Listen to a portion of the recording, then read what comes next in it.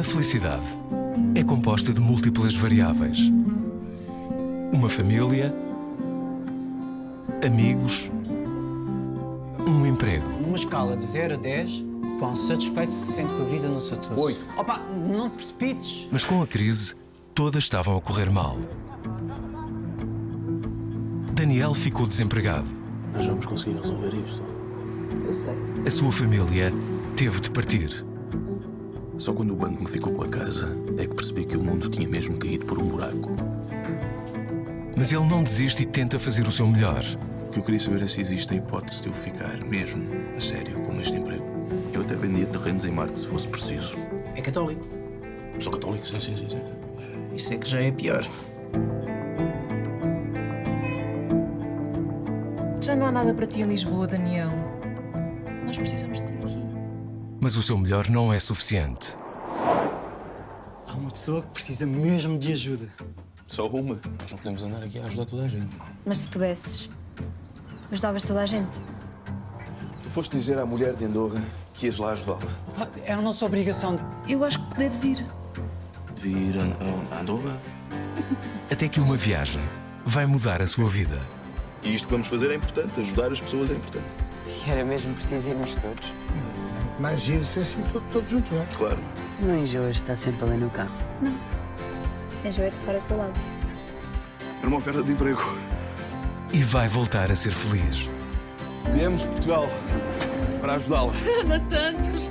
Viveram todos por minha causa. A esperança faz sempre falta, filha.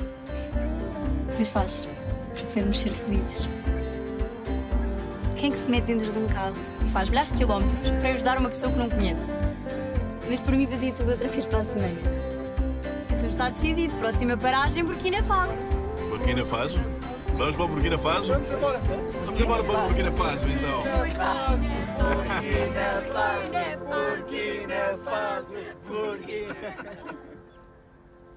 E agora, façam o favor de ser felizes. Índice Médio de Felicidade. Um filme de Joaquim Leitão. Brevemente nos cinemas. Já está em exibição nas salas de cinema em Portugal o filme Índice Médio de Felicidade, realizado por Joaquim Leitão, segundo o romance de David Machado. Vamos conhecer um pouco melhor este novo filme português, num trabalho da jornalista Raquel Amado, da RTP. Nós vamos conseguir resolver isto. Eu sei. Não tarda nada, estamos todos juntos. Daniel despede-se da família.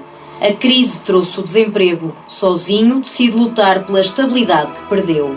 É a história de um super-herói porque consegue vencer coisas que parecem impossíveis.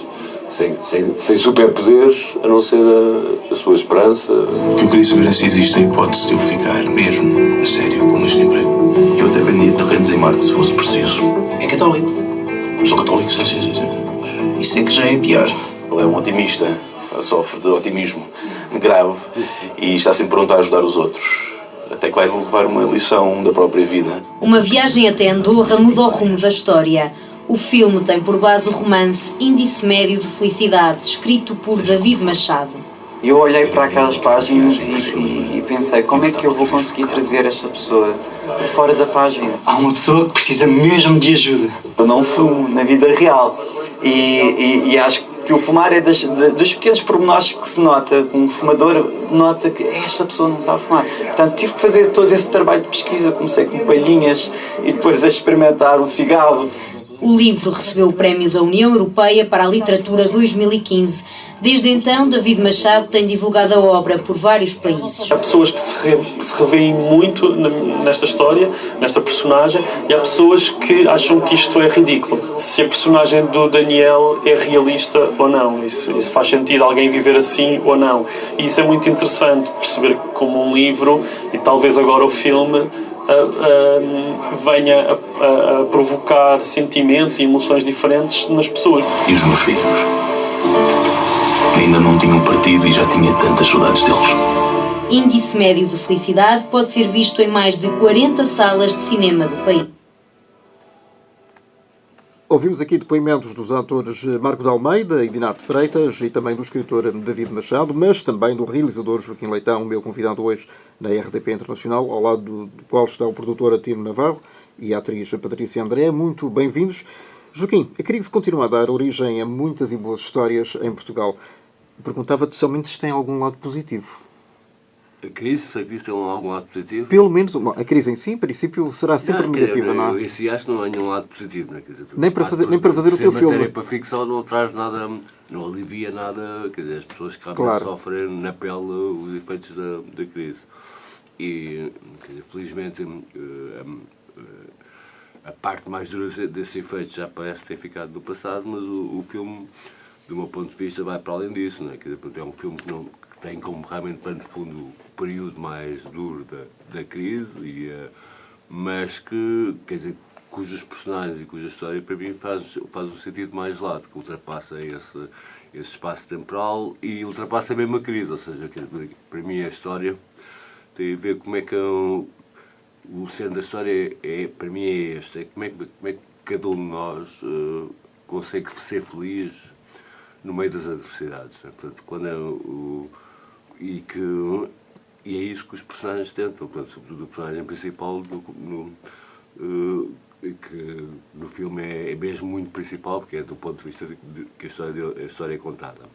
E isso acho que é um problema que a mim me preocupava muito, porque eu próprio, embora sem ser uma vítima muito grande da crise...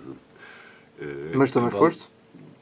Quem é que não foi? Com outros, muito pouco, mas pronto, sentia, ou seja, sentia, acho eu, como quase 99% das pessoas, sente aquele 1% que enriqueceu com a crise, acho que a maior parte das pessoas, de um modo ou outro, sentiram. Mas para mim, o problema é que aquilo a mim abalou mais do que, digamos, que o efeito financeiro abalou-me um bocadinho a minha visão sobre a vida. Ou seja, eu que sempre fui uma pessoa que pensou que o futuro era melhor que o passado e que o mundo, com um bocadinho de altos e baixos, ia no bom sentido, deixei de pensar isso e continuo a pensar que o futuro vai ser pior que o passado. E como é que uma pessoa é feliz nessas circunstâncias? Né? Portanto, há fórmulas? Não há fórmulas, isso é uma coisa que acho que cada um tem de descobrir por si próprio e que o personagem também vai responder por si próprio no filme. Né? E, nomeadamente, uma das coisas que descobre, e isso eu estou completamente de acordo, é que a felicidade é uma coisa um bocadinho pegajosa. Né? Quer dizer, portanto, se as pessoas ao lado forem felizes, eu tenho mais probabilidades de ser feliz. E é isso. E é nessa busca final, tentar ajudar outras pessoas, no caso do filme, mesmo desconhecidos, e daí um bocadinho aquilo que o David falava, porque a história tem um lado um bocadinho improvável, né? Mas que é isso que acho que a faz, para mim, atraente e fascinante, que é... porque eu próprio, quer dizer, isso acho que muitas pessoas empatizarão com isso, né? Quer dizer, portanto, também não é o facto de eu ter muito pouco que me impede de ajudar outras pessoas e tentar que outras pessoas também Joaquim, estamos a falar de um personagem, de um homem que é comum a muitos portugueses, a quem o desemprego bateu à porta e ele teve que realmente dar a volta. Como é que se dá a volta num caso desses? Quer dizer, eu acho que a única maneira de dar a volta é continuar, né? Quer dizer, portanto, perdeste o emprego, tens de fazer um esforço para arranjar. E a casa também, nesse caso. Uma coisa tem a ver com a outra. Perdeste a casa, tens de arranjar um sítio para dormir, quer dizer, portanto, tens de continuar. Quer dizer, ou seja, se não fizeres nada, é que as coisas não acontecerão. E o personagem no filme tenta, não é? Portanto, trabalhava numa agência de viagens, a agência de viagens fechou, porque as pessoas tinham menos dinheiro para passar férias, portanto havia menos negócio, fechou e ele vai vender aspiradores, quer dizer, não é a carreira que ele desejava, mas mesmo assim consegue, e sabe que aquilo, aliás, como ele diz no filme, que aquilo é um esquema manhoso, mas é o que há, né? E as pessoas, e é isso que acho que muitos de nós fizemos, não é? Quer dizer, este filme poderia se chamar Manual de Sobrevivência também? Quer dizer, eu não diria manual de sobrevivência porque o filme não dá nenhumas lições, não é? Não, no sentido... não ensina nada e não tem... Quer dizer... Mas é no sentido de olharmos para o que temos e tentarmos dar a volta da melhor forma. Não, eu acho que é uma coisa que eu sinceramente acredito e acho que os personagens também, sobretudo o principal, também reflete. Que há imensas coisas que nos acontecem sobre as quais nós não temos qualquer espécie de controle. Mas há uma coisa que temos sempre controle, é a maneira como reagimos às coisas que nos acontecem sobre as quais não temos controle. E é isso que... Resta saber se é um controle emocional, se é uma coisa de momento, se é a razão ou versus coração. Não, isso há sempre uma parte de razão e uma parte de coração em tudo. Quer dizer, isso essa dicotomia agora já não está muito, já não é muito, como é que se diz, já não é muito acreditada pelas próprias pessoas dessas áreas. Portanto, a inteligência tem um lado de emoção e a emoção pura não vai resolver problema nenhum. Né? Todos nós temos que ter um bocadinho um lado racional, temos que ter um bocadinho do lado emocional. O lado emocional é o que... Quer dizer, eu conheço muitas pessoas muito inteligentes que nunca fizeram nada na vida porque não tinham, digamos, a paixão, né? Quer dizer, a paixão é algo... É uma emoção, não tinham a paixão para levar até ao fim ou conseguirem concretizar as coisas maravilhosas que a sua inteligência concebia. Portanto, é essa combinação entre essas duas coisas que faz as pessoas mais ou menos equilibradas e capazes, às vezes, de fazerem coisas extraordinárias. E as coisas extraordinárias, às vezes, e como no caso deste filme, às vezes acabam por ser as coisas mais simples. Quer dizer, portanto, e a felicidade, às vezes, é alcançada com coisas que não... Quer dizer, o personagem fica feliz pelas suas pequenas vitórias, por ter arranjado um pacote de amendoins num hotel e ter conseguido ter uns amendoins que lhe estavam a apetecer e que lhe lembram coisas do passado e momentos mais felizes, e é dessas pequenas coisas que ele vai construindo a sua felicidade dia a dia e vai conseguindo ter energia para continuar a enfrentar as dificuldades no dia seguinte. Tino, os portugueses, eu acho que de uma forma geral os espectadores, quando vão a uma sala de cinema, querem sair bem dispostos, querem sair alegres e eventualmente não pensar muito naquilo que acabaram de ver. Neste caso é tudo o contrário. As pessoas, quando vão ver este filme, sentem-se eventualmente ou retratadas ou muito pensativas. Mas, pelo menos por a minha experiência das sessões a que eu assisti, saem também alegres. Ou seja, o filme acaba bem, acaba para cima, acaba com uma mensagem positiva, se tu quiseres, que reconforta de alguma maneira os espectadores. Ou seja, no meio daquele drama que é perder o emprego, perder a casa, perder a família, porque a família tem que ir para longe, perder os amigos, um deles está preso, o outro não sai sequer de casa, enfim, no meio daquele drama, aquilo acaba bem porque ele descobre, inicialmente ele tenta sobreviver, de facto, ele tenta sozinho sobreviver. Corta inclusive as pontes de alguma forma com as outras pessoas que o poderiam ajudar. Ele recusa-se a pedir ajuda aos amigos, não é? Mas eu acho que a grande lição que o filme dá é que se estivermos juntos, se nós, digamos, participarmos com outros numa coisa simples, como era uma viagem para ajudar uma senhora que estava numa cadeira de rodas, isso pode mudar a nossa vida. Isso é uma imagem? É uma imagem. É uma imagem. É de facto, digamos, no meu ponto de vista, aquilo que é a súmula do filme. Não é? É a viagem, uma viagem coletiva, numa velha carrinha.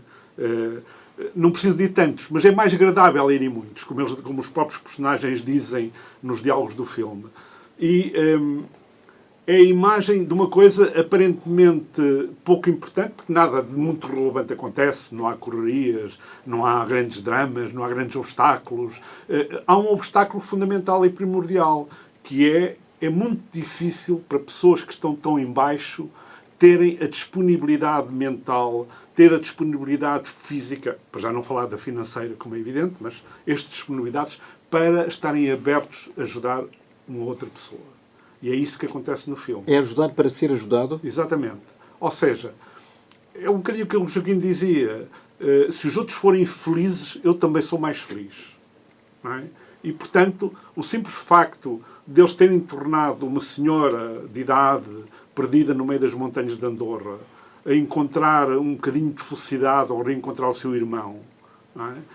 tornou-os mais felizes. Isso não é um bocadinho o apelo à imigração para o outro lado da fronteira e dos Pirineus, ou não? Não, nada disso. Até porque regressam, não é? Aliás, a imagem final é eles acabar de entrar em Portugal. Foi filmado mesmo à entrada de Portugal, no Alqueva. Daí é que acaba bem. Exatamente. E é, de facto, uma imagem bonita de esperança, de futuro, cheio de luz. Aquilo pode ser diferente. Ou seja, eles descobriram que, apesar de tudo, a vida pode ser diferente e se eles fizerem alguma coisa, se fizerem alguma coisa juntos, mais diferente ainda pode ser. E esse, no meu ponto de vista, é aquilo que faz com que as pessoas saiam do filme satisfeitas, apesar do drama, apesar das misérias, apesar das pessoas não quererem recordar uma coisa tão próxima. Estamos a falar de entre que anos e que anos da história? Ou não tem... Aquilo é 2012, 2013. Ou seja, aquilo começa em 2012. No pico da crise. No pico da crise, ou seja, depois dos primeiros embates da crise. O FMI, e etc. acaba, digamos... a meados de 2013, que também corresponde, se tu quiseres, a um sinal, mesmo na sociedade portuguesa, relativamente à capacidade de resistir e de lutar face à crise e face às consequências da crise e às receitas que queriam impor para a crise. Não te esqueças que o grande momento, digamos, quase de ruptura, acontece no verão de 2013. Não é? E, portanto, o filme corresponde a isso. É um bocadinho isso. É o início da crise, o caída no fundo do poço e depois o começo da saída do poço para enfrentar uma nova realidade, uma outra realidade. Joaquim, se eu fosse mauzinho, perguntava-te se isto tem alguma mensagem política. Isso aí, eu se fosse mauzinho, dizia que todos os filmes têm mais mas neste caso concreto que nos diz respeito não, mas por a nós. Por acaso não tenho. Já fiz coisas onde, digamos, os pressupostos, já fiz até Amanhã Camaradas, portanto já fiz filmes com uma mensagem política muito clara. Acentuada. E não sou comunista, né? Quer dizer, portanto, mas sei que para mim, porque é que todas as coisas têm mensagem política? Quer dizer, por tudo o que a gente faz, esta conversa tem um lado político, né? Quer dizer, tudo tem um lado político, mas o que eu evito é, digamos, ser uma coisa que está a dizer este caminho é bom, este caminho é mau, isto faz. Dar lições às pessoas não é uma coisa que me dê muito jeito, mas há algumas coisas que eu acho que são comuns, ou que eu achava que eram comuns. Por exemplo, eu havia por exemplo, uma das coisas que eu sempre achei que, por exemplo, sei lá, que havia uma coisa que nos unia a todos praticamente, a raça humana, é que todos concordaríamos, por exemplo, sei lá, com o primeiro parágrafo da Declaração de Independência dos Estados Unidos, que termina com essa frase maravilhosa que as pessoas têm direito à busca à felicidade, né? À busca da felicidade, e que essa busca, alguns pode ser à maneira de cada um, quer dizer, que as pessoas não há uma definição de felicidade, as pessoas definem a sua própria felicidade e têm o direito de a definir. E essa coisa que eu julgava que era mais ou menos comum a toda a humanidade, acho que neste momento acho que já não é, quer dizer, isso acabou-se, para mim acabou com os atentados do 11 de setembro. Pronto, quer dizer, para mim foi claro que havia uma parte da humanidade que achava que não, que a morte é melhor que a vida, não é? E essa parte, mas eu não acho, isso aí não acho mesmo, acho que a vida é melhor que a morte, não é? E que vale a pena ser vida.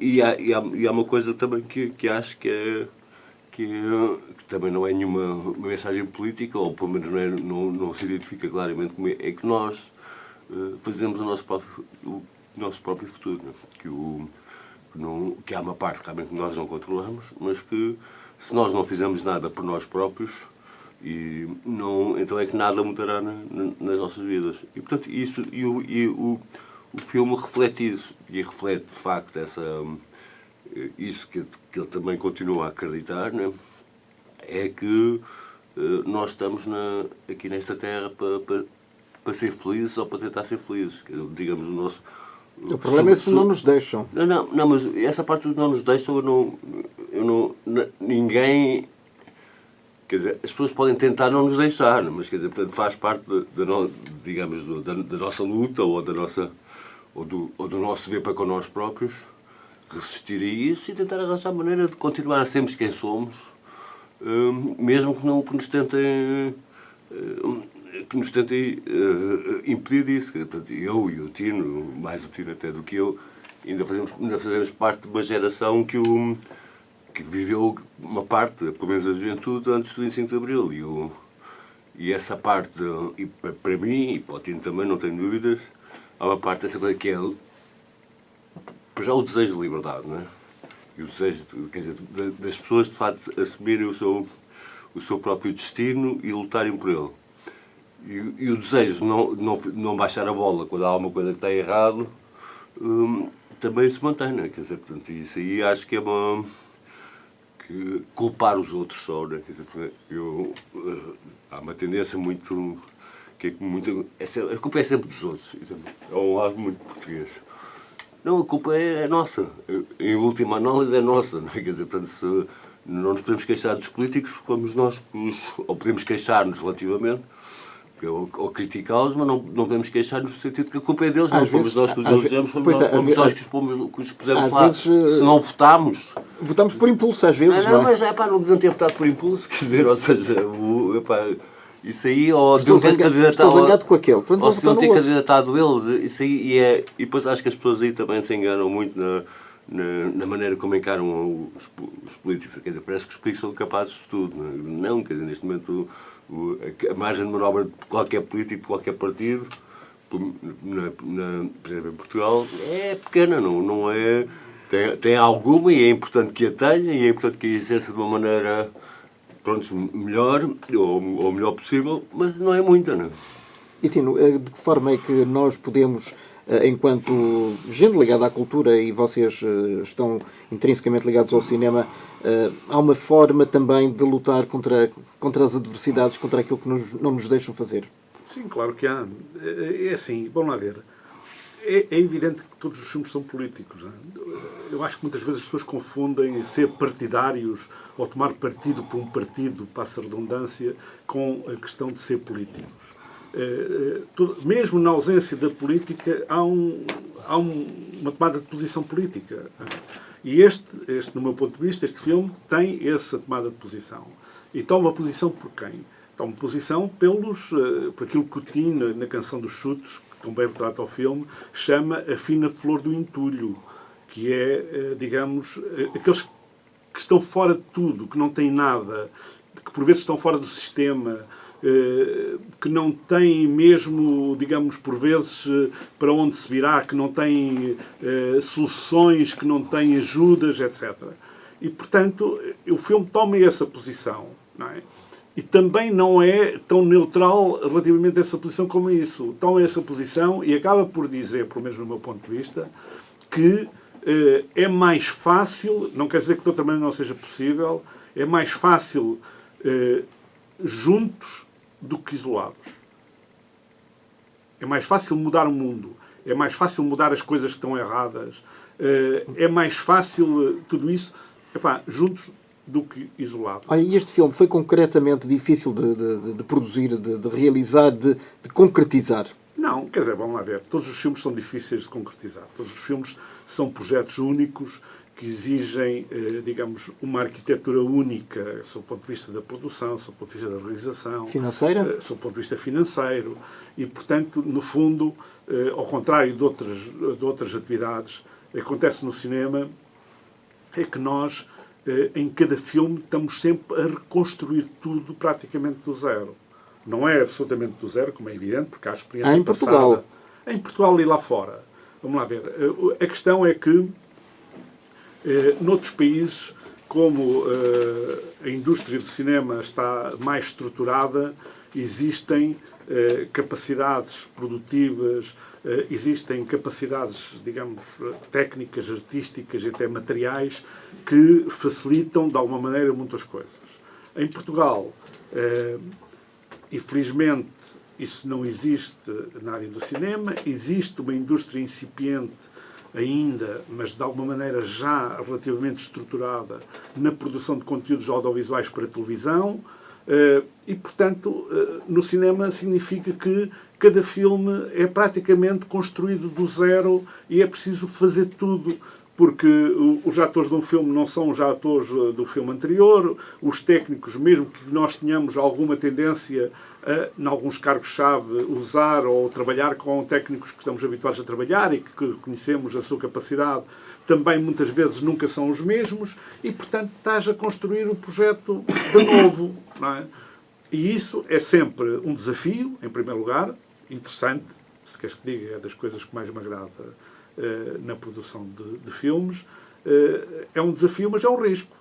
É um risco, porque o risco aumenta. Mas tu és masoquista. És masoquista. Não sou masoquista, não. Eu curiosamente, percebes a ideia? Eu sei, sim. É evidente que, digamos, poderia haver outras atividades onde a recompensa poderia ser maior, quer sob o ponto de vista financeiro, quer eventualmente sob o ponto de vista do reconhecimento, etc. Aquilo que me atrai na produção dos filmes, e sempre me atraiu, e se quiseres, é por isso a razão principal pela qual eu produzo filmes, é o trabalho em conjunto, o trabalho coletivo com dezenas de pessoas em cada filme. Eu acho que cada um tem que assumir as suas responsabilidades, como é evidente, em cada um dos seus setores. Eu assumo as minhas, o realizador assume as deles, os atores assumem as deles, mas aquilo que é interessante é, de facto, trabalhar coletivamente e incorporar, digamos, todo esse conjunto de participações, estás a ver, de coisas novas, diferentes, que cada pessoa traz no filme, de forma a que o filme, depois, ao fim, apesar de tudo, tenha sentido. Não é? E que seja um produto que chegue a toda a gente. Joaquim, eu não sei se concordarás comigo, tu és um realizador que é unanimemente considerado um realizador de público, ou seja, que não faz grande cinema de autor para meia dúzia de pessoas, eventualmente para 3, nem sequer chega a meia dúzia. Os teus filmes, de uma forma geral, têm sucesso. O Adão e Eva, Até Amanhã Camaradas, depois passou para a série televisiva, etc. Tens essa preocupação? Não, quer dizer, eu aliás não me identifico, eu para mim faço cinema de autor, todos os meus filmes e mas não é aquele hermético que as pessoas não percebem nada. Perdão, mas para mim a distinção não passa por aí. A distinção para mim passa por uma coisa muito simples. Há bons filmes e há maus filmes. Há filmes, digamos, do entre aspas, cinemas de autor que são péssimos, e há filmes de cinema, digamos, entre aspas, comercial também, que tiveram imenso sucesso e também são péssimos. E há filmes do entre aspas, cinema comercial que não tiveram grande sucesso, mas são ótimos filmes. Sei lá, quer dizer, para mim o caso mais típico é o Orson Welles. Né? O Orson Welles começou a sua carreira como um cineasta de estúdio. Nenhum dos seus filmes teve êxito. E ainda hoje nós continuamos a ver os filmes dele com enorme prazer. São obras de arte que foram feitas num circuito, digamos, num contexto do que se chama cinema comercial, porque é o cinema de Hollywood e o cinema dos grandes estúdios.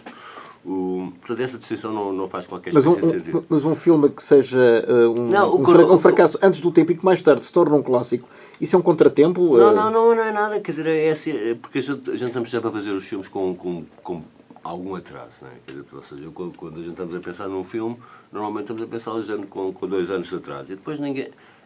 Quer dizer, qual é que é o dever, acho eu, ou o que é que eu tento fazer sempre? Tento fazer falar de coisas que me apetecem falar,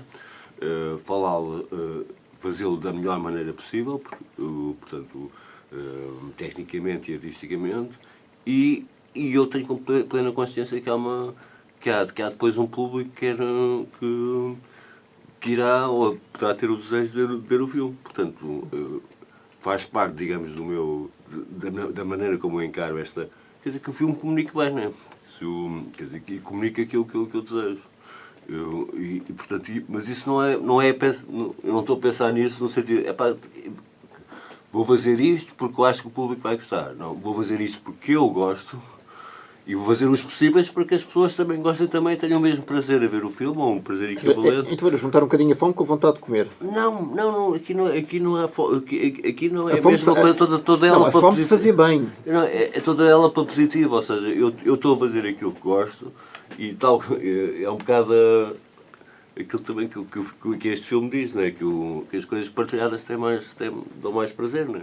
Eu gosto mais de ter prazer e que as pessoas à minha volta também tenham prazer do que ter prazer sozinho. Acho que o prazer é menor nesse caso. Portanto, eu estou a ser egoísta ao fazer um filme vou fazer filmes que eu tento comunicar, não é que sejam sucessos, comuniquem bem, quer dizer, ou seja, que as pessoas tenham prazer em vê-los. E não há receitas para isso. Se houvesse receitas... Nem para a felicidade, sequer. Sim, se houvesse receitas, todos os filmes de Hollywood eram sucessos e 90% dos filmes de Hollywood não são sucessos. Efetivamente é que não são, é que as pessoas pensam muito... Há muitos blockbusters que são autênticos fracassos comerciais. Mas a grande diferença é que depois aqueles que são sucessos são de tal modo sucessos que acabam por compensar ou tornar a indústria em geral rentável. Tino, uma última pergunta para ti, diz-me. É assim, eu acho que o equipe principal é a questão de... Vamos lá ver. Eu isso, não estou nada de acordo com aquilo que o Joaquim disse relativamente a bons filmes e maus filmes. É os prós e contras. Nada disso. Porque as opiniões são diferentes. Vamos lá ver. O gosto das pessoas é diferente.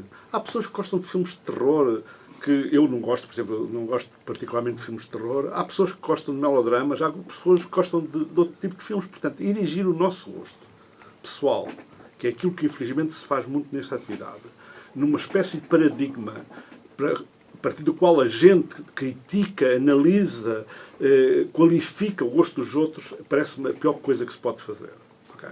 E é assim, há filmes que foram menores e que hoje são considerados obras-primas. Mesmo isso, das obras-primas, muda. Por exemplo, Casablanca era um filme menor.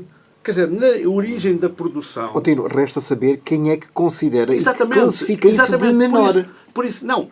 Na altura, eu estou a dizer, sob o ponto de vista da ambição da produção, estás a ser, o filme era um filme, digamos, de série B. Era para ser o Ronald Reagan a interpretá-lo. Okay? Graças a Deus que... Ok. Portanto, era para ser um filme de série B. Portanto, eu estou a dizer, no desenho de produção nem sequer era uma produção muito considerada. E depois surpreendeu as pessoas.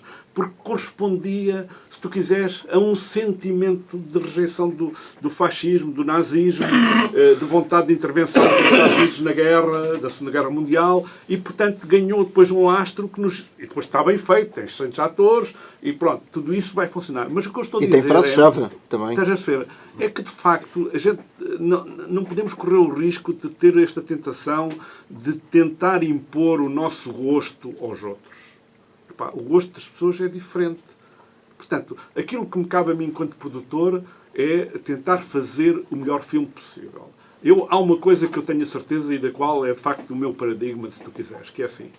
Eu quero contar histórias. Ponto número 1. 2. Quero contar histórias sobre os portugueses. 3. Quero contar histórias nos quais os portugueses se revejam. E das quais os portugueses gostem. Sempre foi o meu paradigma. Estás a perceber? É para isso que eu faço filmes. Se depois os meus filmes, como aconteceu em alguns, ainda tenham algum reflexo internacional, porque eu sei que é difícil, um bocadinho pela estrutura da indústria e da comercialização dos filmes, ouro sobre azul. Mas eu, de facto, desde o princípio, quero contar histórias. Não é? Quero contar histórias sobre nós, sobre Portugal, sobre os portugueses, a maneira como a gente vive, como é que não vive, como é que sonha, como é que não sonha, como é que viveu, problemas específicos que a mim, vamos lá ver, sempre gostos e escolhas pessoais, como é evidente. E quero contá-las para os portugueses. Estás a perceber? Quer dizer, eu quero contá-las, quer dizer, é para os portugueses que as vão ver, quer na sala de cinema, quer na televisão, quer no home video, de qualquer outra forma. Estás a perceber? E digamos, fico satisfeito, como é evidente, quando sinto que os portugueses gostam e se revêem nessas histórias e, de alguma maneira, essas histórias contribuem para mudar alguma coisa. Estás a ser, sei lá, alguma coisa para melhor. Não tenho grandes aspirações a querer mudar o mundo através do cinema. Mas eu acho que o cinema também tem, além de um lado de entretenimento, tem um lado, digamos, de reflexão, de formação, de questionamento, etc. E, portanto, essa é, de facto, a razão para a qual eu faço filmes. Olha, uma última questão, e antes de darmos o lugar à Patrícia André, e agradeço já a Patrícia por estar aqui connosco. Para este filme, o índice médio de felicidade ser considerado um sucesso, quantos espectadores é que precisa ter?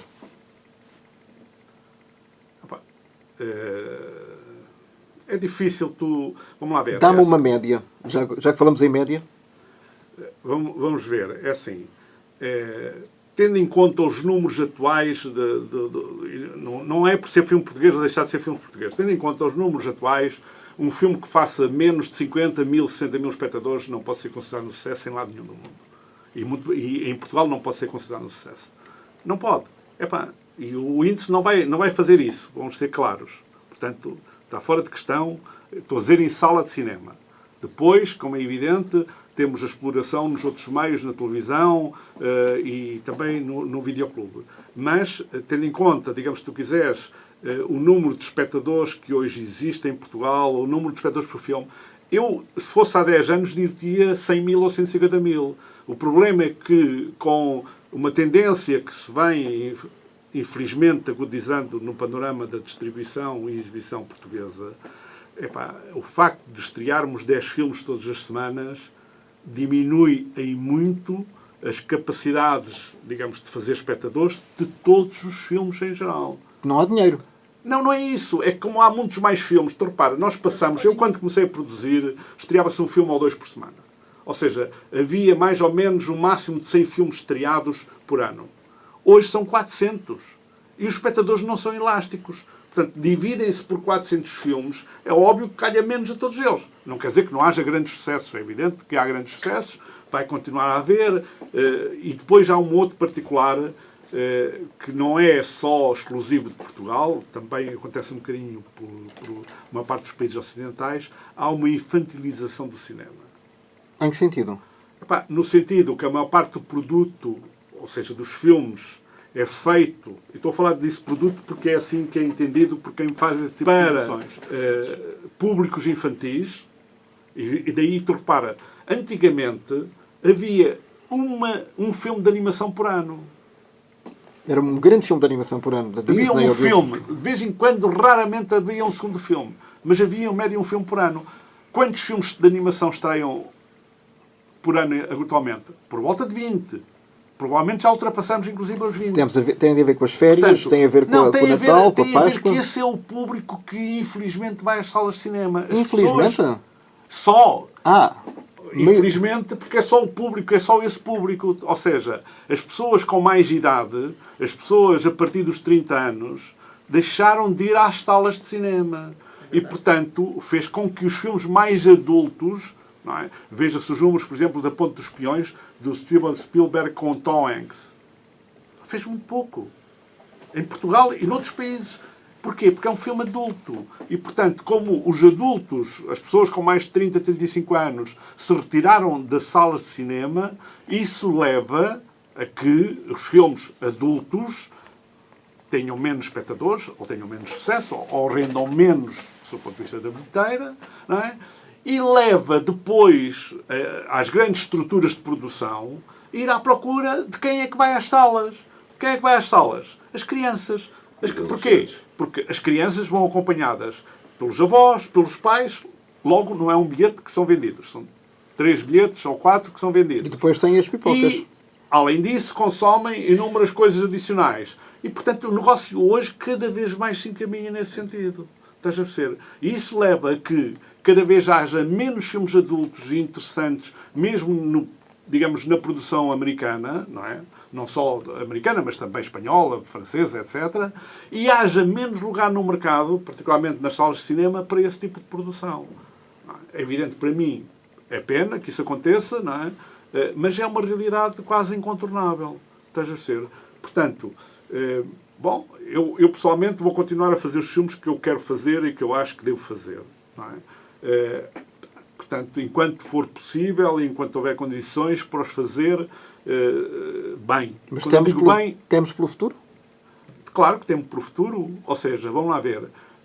A par disso, com uma certa, como é que é dizer, democratização dos meios de produção.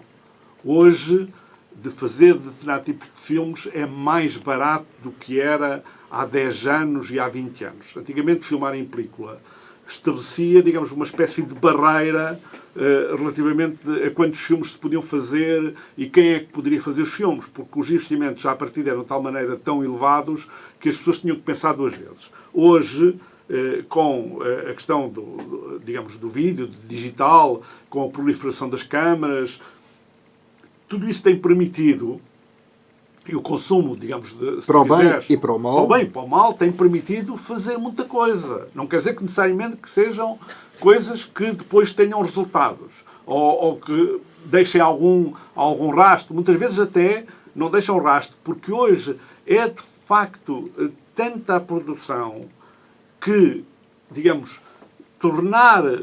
individualizar um filme, que é o papel da promoção, é hoje decisivo para o sucesso do filme. E esperemos que isso não aconteça e que as pessoas vão, de facto, ver à sala de cinema o índice médio de felicidade. A felicidade é composta de múltiplas variáveis.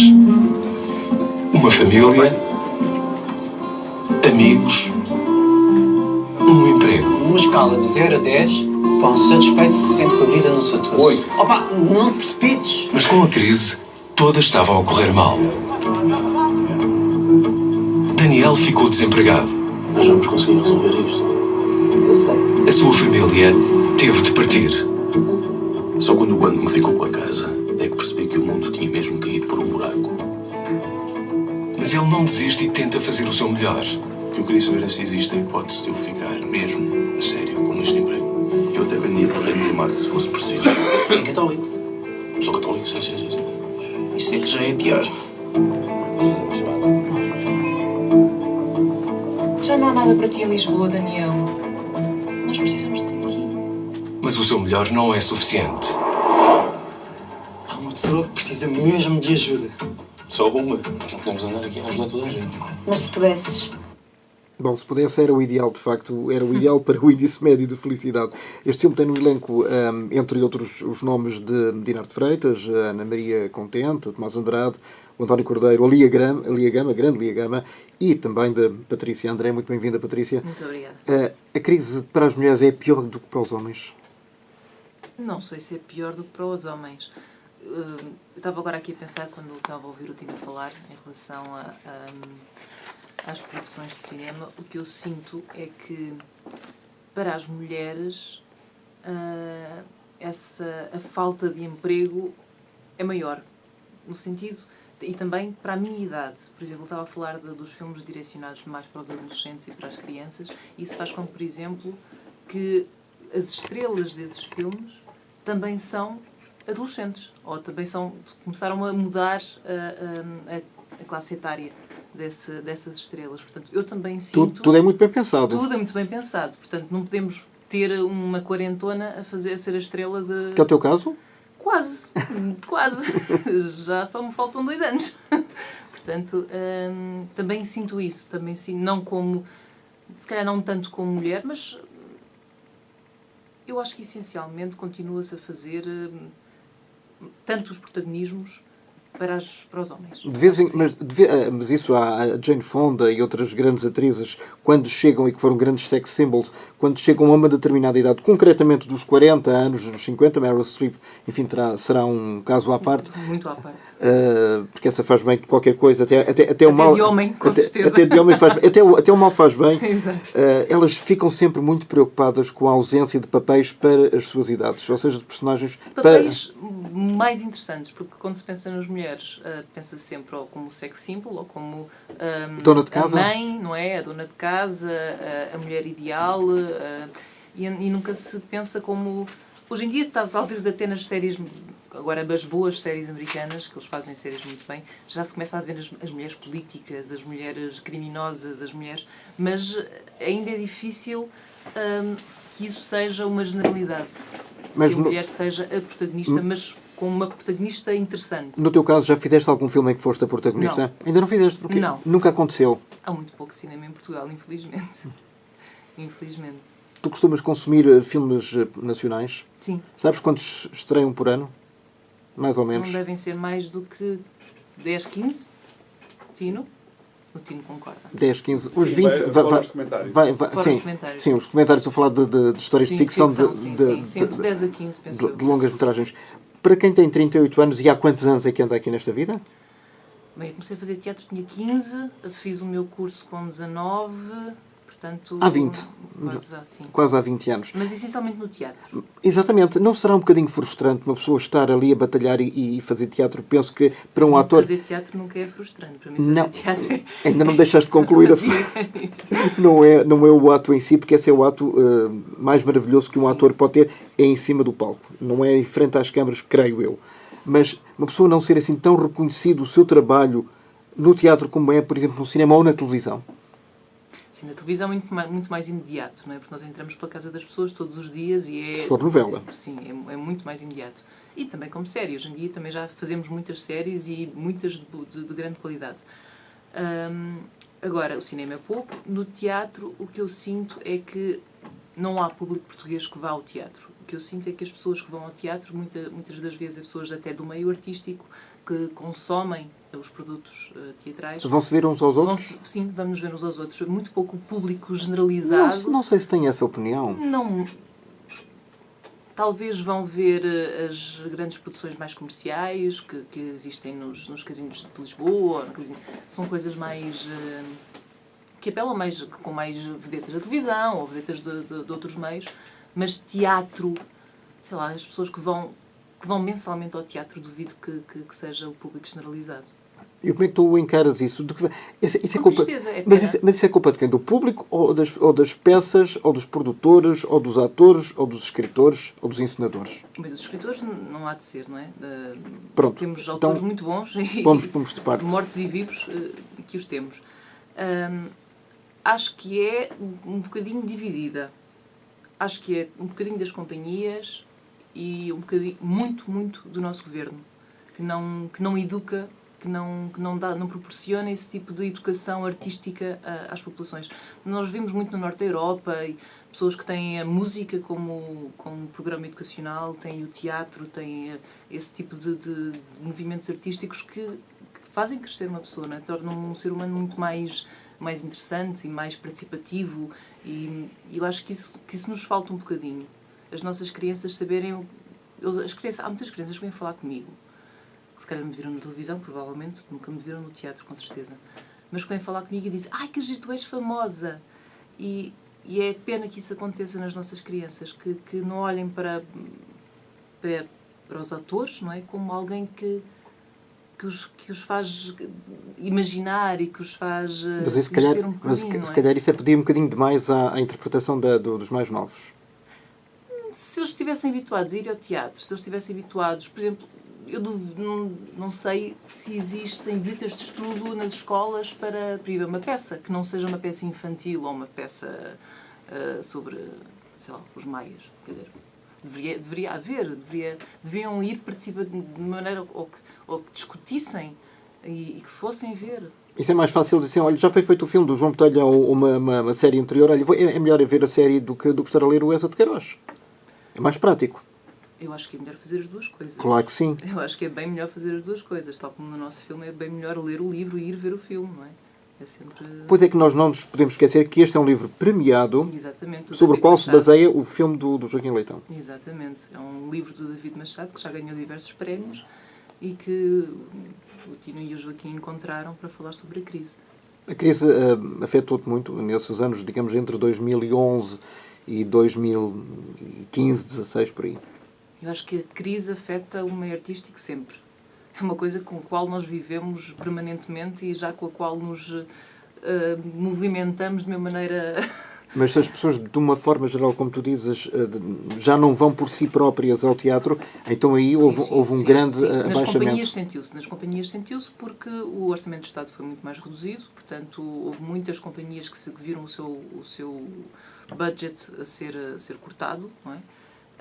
E sentiu-se nas produções, em vez de termos produções grandes com os grandes autores, fazer um Shakespeare, uma tempestade com 15 pessoas, não é? É impossível, e vamos ter de fazer textos mais pequeninos com 2 atores. Isso sentiu-se, a impossibilidade de fazer grandes produções com bons decors e com mais atores, isso notou-se. flagrantemente. Joaquim, para terminar, e agradeço muito a vossa presença, do Tino, a tua e também da Patrícia, aqui na RDP Internacional. Quanto tempo é que levaste a fazer este filme, ou entre o teu penúltimo e este? Pá, se queres que diga, não sei. Eu normalmente faço filmes de 2 em 2 anos. Não é?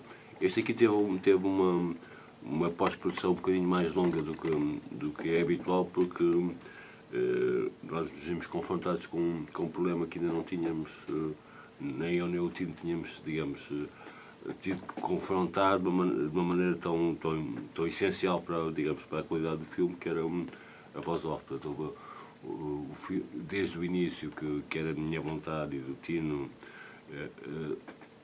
retirar do livro aquilo que é essencial, ou seja, o livro tem um pressuposto que é...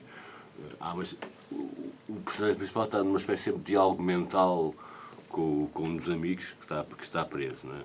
E essas reflexões e a maneira como ele reflete sobre si próprio, reflete sobre a sua vida, reflete sobre aquilo que se passa, para mim era parte da atração do livro. E, digamos, pôr isso em filme e ver como é que isso funcionava da melhor maneira e da maneira como nós desejávamos, foi um trabalho que levou um bocadinho mais de tempo. Mas, portanto, eu creio que nós devemos ter tido 2 anos e meio para aí, desde o início.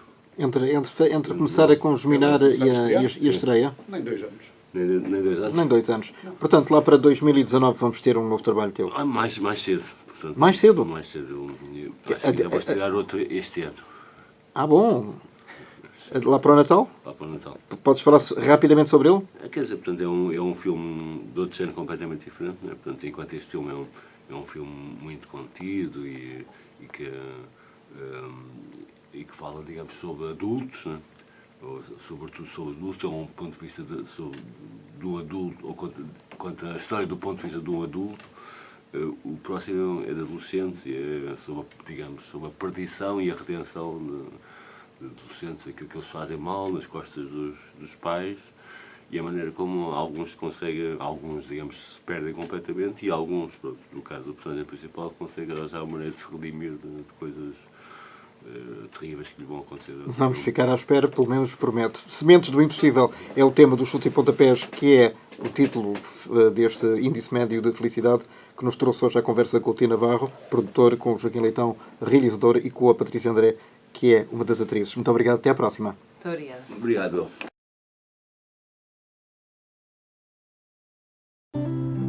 A felicidade é composta de múltiplas variáveis. Uma família, amigos, um emprego. Numa escala de 0 a 10, quão satisfeito se sente com a vida no seu todo? 8. Opa, não te precipites. Mas com a crise, todas estavam a correr mal. Daniel ficou desempregado. Nós vamos conseguir resolver isto. Eu sei. A sua família teve de partir. Só quando o banco me ficou com a casa é que percebi que o mundo tinha mesmo caído por um buraco. Mas ele não desiste e tenta fazer o seu melhor. O que eu queria saber é se existe a hipótese de eu ficar mesmo a sério com este emprego. Eu até vendia terrenos em Marte se fosse preciso. É católico. Sou católico, sim. Isso é que já é pior. Já não há nada para ti em Lisboa, Daniel. Nós precisamos de ti aqui. Mas o seu melhor não é suficiente. Há uma pessoa que precisa mesmo de ajuda. Só uma. Nós não podemos andar aqui a ajudar toda a gente. Mas se pudesses, ajudavas toda a gente. Tu foste dizer à mulher de Andorra que ias lá ajudá-la. É a nossa obrigação. Eu acho que deves ir. Devia ir a Andorra? Até que uma viagem vai mudar a sua vida. E isto que vamos fazer é importante. Ajudar as pessoas é importante. E era mesmo preciso irmos todos. Mais giro ser assim todos juntos, não é? Claro. Tu não enjoas de estar sempre ali no carro? Não. Enjoei de estar ao teu lado. Era uma oferta de emprego. E vai voltar a ser feliz. Viemos de Portugal para ajudá-la. Ana, tantos! E vieram todos por minha causa. A esperança faz sempre falta, filha. Pois faz. Para podermos ser felizes. Quem é que se mete dentro de um carro e faz milhares de quilómetros para ajudar uma pessoa que não conhece? Mas por mim fazia tudo outra vez para a semana. Então está decidido. Próxima paragem, Burkina Faso. Burkina Faso? Vamos para o Burkina Faso? Vamos embora. Vamos embora para o Burkina Faso, então.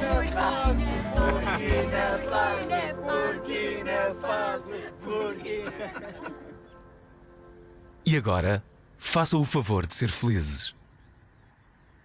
Índice Médio de Felicidade. Um filme de Joaquim Leitão. Brevemente nos cinemas.